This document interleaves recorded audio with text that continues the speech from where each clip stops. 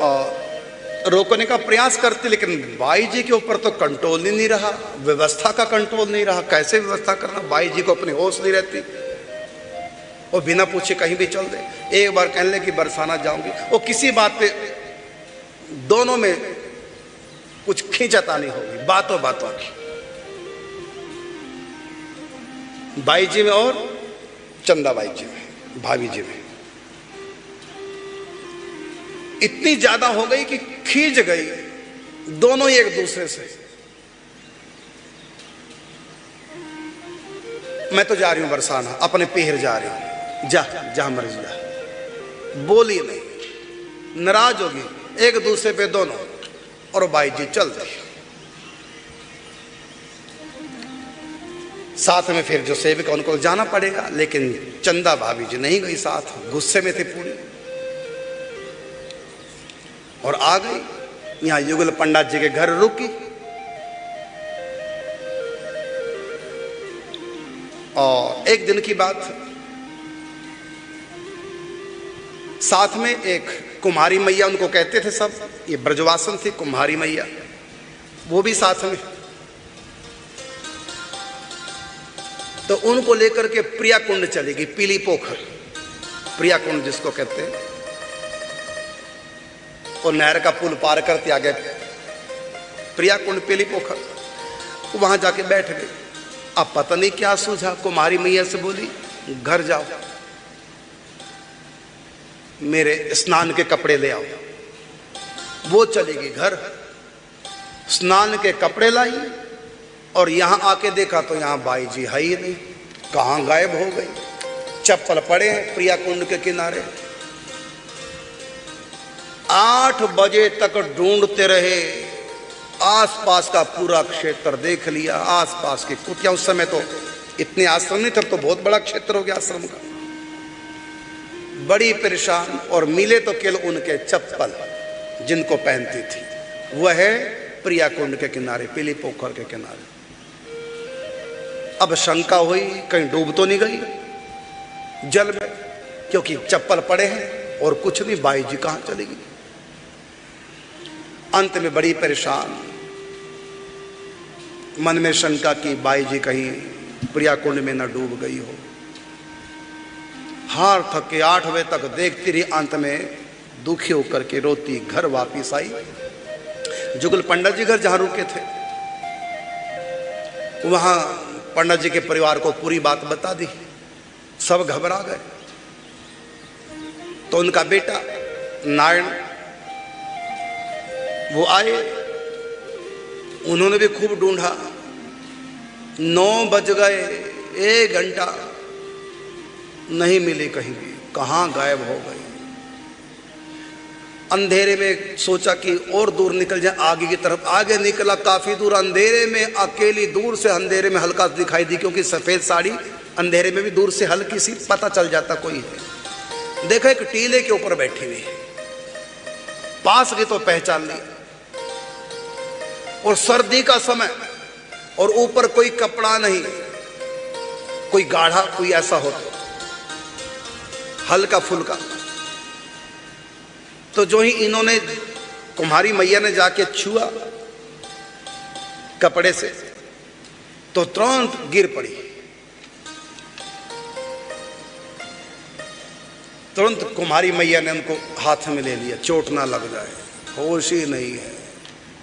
हिलाया डुलाया, बाई को कोई होश नहीं, पता नहीं किस दुनिया में, पता नहीं क्या, सबको पता है निकुंज में प्रिया प्रीतम के पास लीला चल रही है, वहां दिव्य कुंज प्रकट है। बाहर की बाई को कोई होश नहीं। काफी देर बाद होश आई, फिर रात्रि 11 बजे कैसे भी करके घर लाए बाई जी को। जब भी बाई जी को एकांत मिलता तो उस समय वो एकांत में नहीं होती, उस समय लीला प्रकट हो जाती थी। इसलिए बाई जी ढूंढते कि मेरे पीछे पीछे लगा रखी है ना, कभी नर्मदा बाई, कभी चंदा बाई, कभी तो ये मीरा बाई, तो कभी कोई और, कोई ना कोई मेरे साथ। एकांत मिलता नहीं मुझको, ये तो कमरे के अंदर एकांत मिलता है, जमुना के उस पार। अब मन तो करता कि मैं अकेली घूमूं, और जब भी वो अकेली होती है भाव राज्य में खो जाती है और लीला प्रकट हो जाती है। लेकिन ऐसी स्थिति में उनको संभालने वाली कोई तो हो पास, इसलिए वो भी इनको एकांत अकेली छोड़ते नहीं थे। अब इन्होंने एकांत कैसे ढूंढा?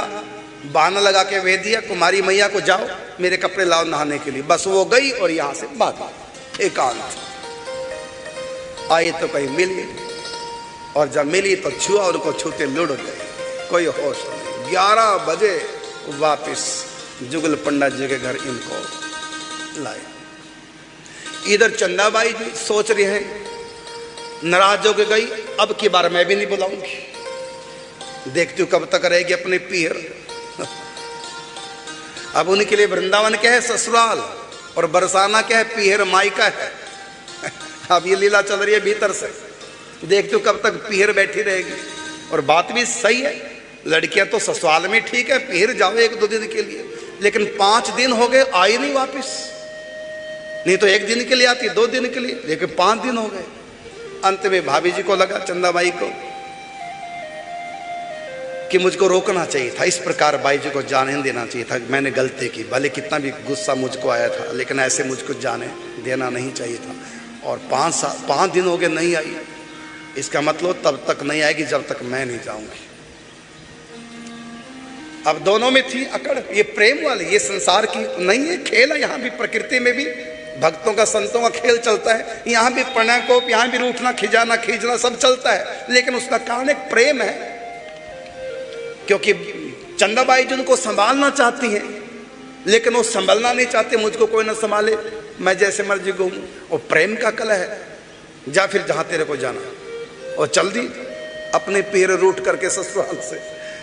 अब देखा कि 5 दिन तक नहीं आई, अंत में अपने हार स्वीकार कर लिया, मुझको ही मनाना पड़ेगा वहां। और 5वें दिन आ गई गाड़ी में बैठकर आगे बरसाना। ये तो पता था युगल पंडित जी के यहाँ हम रुकते हैं, जब भी जाते हैं उनके यहाँ आ गए। अब का चलो घर, तैयारी नहीं हुई। 15 दिन हो गए लगातार, कैसे भी करके हाथ जोड़कर आंसू बहाकर कैसे भी मनाया। अब पीहर कब तक बैठी रहोगी, चलो घर। जैसे तैसे मान गई। 15 दिन के बाद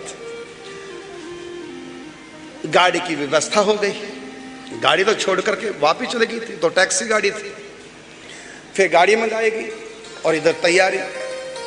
बाई जी कहने लगी मैं ऊंचा गांव जाना चाहती हूँ। ऊंचा गांव का मतलब ललता जी का गांव, ऊंचे गांव कोई 1.5-2 किलोमीटर दूरी पर है बरसाने से। मैं ऊंचा गांव जाना चाहती हूँ। तो चंदाबाई जी ने कहा कि भाई मैं तो जाऊंगा नहीं साथ। क्यों? अब आपको जाना है, मैं पूरी तैयारी कर लूं, समेट लूं सारे कपड़े से, तो वापिस वृंदावन जाने की तैयारी कर लूं, तुम हो आओ। और साथ में गई और कुमारिन मैया। अब वहां दर्शन किए और ललिता जी के पास जाके मंदिर में बैठ गई और कुमारी मैया से कहा, बहाना तो कोई ना कोई चाहे ना कि एकांत मिले मुझको लीला करने के लिए। और क्या बहाना क्या कि भाभी जी को बुला ला, भाभी जी को बुला ला। खेल कुछ और करना था। कुमारी मैया ने कहा कि मैं अकेले कैसे छोड़ूं। कहती मैं यहीं बैठी हूं मंदिर में। अब मंदिर में बैठा दिया, कहीं जाना नहीं, प्रिया कुंड की तरह भाग जाओ, नहीं तो भाभी जी की डांट पड़ेगी, यहीं रहना। कहा ठीक है, तू जा भाभी जी को बुला ला। अब कुमारी मैया मंदिर में ललिता जी के पास छोड़ करके आ गई। और जब बुलाने गई बरसाने में कि चलो कोई लीला होगी, चलती हूं। अब गाड़ी से गई और जब गई तो वहां बाई गायब थी, मंदिर में थी। पुजारी जी से भी कहा था बाई जी की संभाल रखना, ये कहीं भी चल देती हैं उठ करके, बाई जी की संभाल रखना। तो पुजारी को भी डांट लगाई कि जब आपको मैं बता के गई थी, क्योंकि वो भी कुमारिन ब्रजवासी, उसने कहा कि जब मैं बता के गई थी तो आपने संभाल क्यों नहीं की। वो कहता संभाल तो मैं कर रहा था, पूरा ध्यान रख रहा था, मैंने सोचा कि बाई बैठी है, चलो इनके लिए मैं चाय बना के ले आता हूँ, कुछ तो खातिरदारी करनी आई तो मैं चाय बनाने चला गया और जहीं चाय बना के आया बाई नदार दी आंसू। अब गई कहाँ तो मुझको नहीं पता, कहाँ गई। अब पहाड़ी के नीचे से उतरी, इधर हुआ क्या लीला। संतों के बड़े विचित्र खेल है। बाई जी चुपचाप वहां से पूरी सीढ़ियां उतरी और किसी ब्रजवासन के घर में घुस गई। वहां एक 90-91 साल की एकदम बुढ़िया मैया के चरणों में जैसे बहुएं सासों को प्रणाम करती हैं, वो अपना पल्ला लेकर ऐसे उनको प्रणाम किया और कहा मैया आप मुझको अपने यहाँ रख लेंगी, मैं एकांत में यहाँ भजन करना चाहती हूँ, तुम्हारे ऊपर तिवारी बनी है, मैं एकांत में भजन करना चाहती हूँ। उस मैया ने सोचा ये कोई घर बार छोड़ करके संत बन गई, आ गई है, घर बार छोड़ के आ गई है, तो कहा कोई बात नहीं बेटी मेरे यहाँ रह ले, करे खूब भजन कर, मेरे यहाँ कोई कमी नहीं। उस बुढ़िया माता के कई बच्चे थे, उन बच्चों के भी आगे बच्चे, 4-4 पीढ़ी वाली बुढ़िया 51 साल की थी, तो 30-40 लोगों का परिवार था और अच्छे घर मकान। तो कहते ठीक है बेटी ऊपर है और यह मेरे यहाँ कोई कमी नहीं, खूब खाने पीने को मिलेगा, बस भजन का। बैठ गई ऊपर जा करके और ऊपर से बोली मैया आप थोड़ा नाच के दिखाएंगी, ब्रजवास में तो बहुत नाचती हैं, आप नाचती करी? हाँ मैं नाचती हूँ। अब 90 साल की बुढ़िया अपनी बहुओं को बुला लिया और सब ताली बजा बजा के रसिया गाए और सब नाचे और कोई संकोच नहीं, जैसे बाई जी के इशारे पर सब काम चल रहा है। और इतना प्रेम हो गया परस्पर, थोड़ी देर में ही इतना प्रेम, सब नाचे और बड़ी मस्ती से। और बाई जी के पास उसी परिवार की 2 कन्याएं बैठी थी, उनसे कहा कि तू जा देखो मंदिर में मेरे घर वाले आए होंगे, उनको बुला ला। और बाई जी को पता चल गया कि आ गए होंगे, तो वो बुलाने गई, मंदिर में मिल गई। वो तो खोज रही थी इधर उधर, कहाँ गई बाई जी कहाँ। वो दोनों बच्ची आई, बताया कि हमारे घर बैठी हैं, आओ। जब आई देखा तो सब महिलाएं नाच रही थी और बाई जी ऊपर खटिया पे आराम से बैठी ऐसे करके और हंस रही है उनको नृत्य करते देख करके। और ये गुस्से में थी, गुस्सा नीचे उतर, चल घर, थोड़ा सा गुस्से बोली चल घर, कहाँ बैठी। तो बुढ़िया ने सोचा ये इनके घर वाले हैं और ये संत बनना चाहती है, भजन करना चाहते हैं, अब ये इनको लेने आ गए।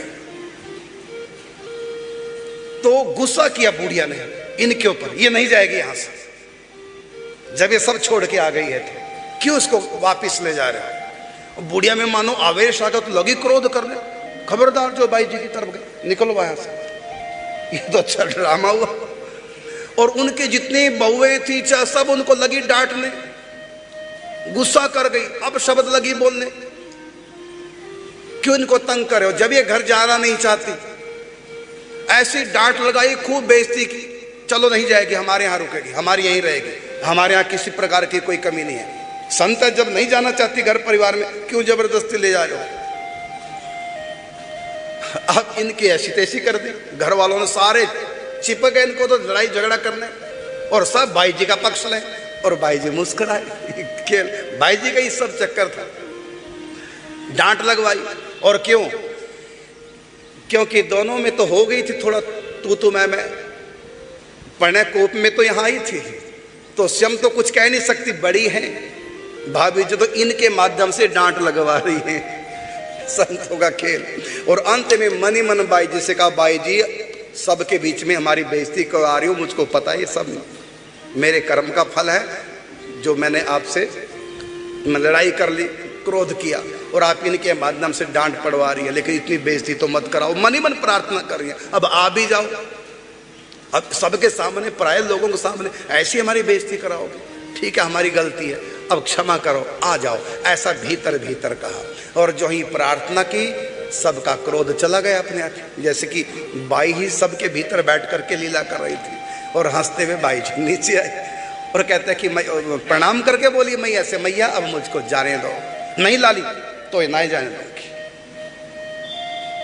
ये सब अच्छे नहीं है, बुरा व्यवहार करती है, तुम यहीं रहे भजन कर, नहीं जाने दूंगी। नहीं मैया अभी लेने आ गई हैं, कोई बात नहीं, गुस्सा नहीं करो। तो भाई ने मनाया उसको। तब बुढ़िया 91 साल के मैया तब जाने दिया। और जाते समय बोली मैया मैं कृष्ण कुंज में रहती हूँ वृंदावन, वहाँ मुझसे मिलने आना। उसके बाद वो आए मिलने के लिए। और जब भी उनसे मिलने उनके परिवार का कोई भी आता, बाई जी बड़ा मान करती। बाई जी को लगता है जैसे हमारे मायके से कोई आया है। फिर जब आए और बरसाने आ गए जुगल पंडित जी के यहाँ। समय देखो, अरे समय का पता भी नहीं चलता। फिर यहाँ भी बड़ा करुण करंदन। बाई जी में आवेश कि मैंने बरसाना ये मेरा पीहर है और ये मेरी मैया है। जुगल के घर से, पंडा के घर से थे। और नारायण उनका बेटा पंडे का, ये मेरा भैया है। वो माँ से चिपक करके रोने लगी, माँ मुझको मत भेजो, मैं नहीं जाना चाहती, मुझको रख लो। जैसे बेटियां ससुराल मायके से विदा होते हैं ससुराल के लिए। और बड़ा प्रेम गले मिल के रो रही है, मैया मुझको जल्दी बुला लेना, भैया को भेज देना, नारायण भैया को, और मुझको जल्दी वापस बुला लेना। किस भाव से? जैसे बरसाने की कोई गोपी कहीं ब्याही है, विदा होके जा रही है माँ भाई से, और रो रही है लिपट करके, उस भाव में। और गजब की बात, माँ के अंदर भी, जो पंडा की घरवाली थी जुगल जी की, उसके भीतर भी कोई आवेश जैसे आ गया। वो भी ऐसे प्यार कर रही है बाई जी से जैसे कि बेटी को विदा कर रही हैं। और बेटी को चुप कर रही, बेटी कोई बात नहीं, मैं तेरे भैया को भेज दूंगी, जल्दी बुला लूंगी तुमको। मने जैसे मायके से, पियर से विदा लड़की हो रही है, वही सीन पूरा बन गया। कैसी भी मुश्किल से गाड़ी में बैठाया, तब उनको वृंदावन लाई। तो ऐसे ऐसे खेल बड़े विचित्र, और इनके सबके रहस्य खुलेंगे।